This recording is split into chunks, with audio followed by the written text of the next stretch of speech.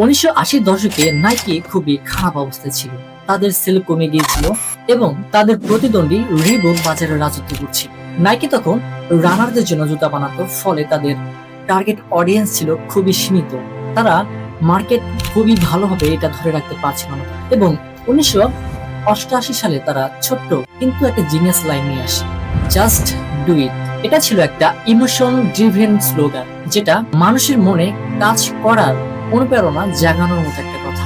Nike এটা শুধু জুতা বিক্রির জন্য নয়, বরং লাইফস্টাইল এবং অ্যাটিটিউড হিসেবে তারা এটা প্রচার করেছিল। তাদের এই বিজ্ঞাপনগুলোতে সাধারণ মানুষ, বৃদ্ধ, নারী, এমনকি প্রতিবন্ধীদেরও দেখানো হতো, যারা নিজের সীমাবদ্ধতার বাইরে গিয়েও কিছু করার চেষ্টা করছে।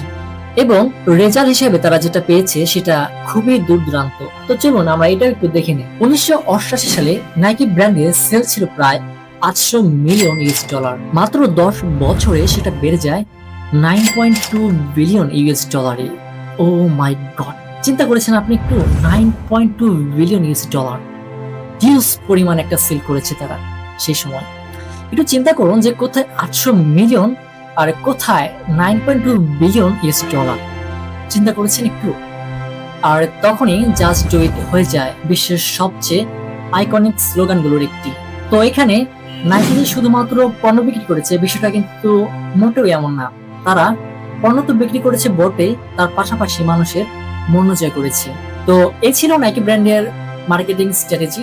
তো আজকের মতো পর্যন্ত, দেখা হচ্ছে পরবর্তী কোনো ভিডিওতে। আল্লাহ হাফেজ।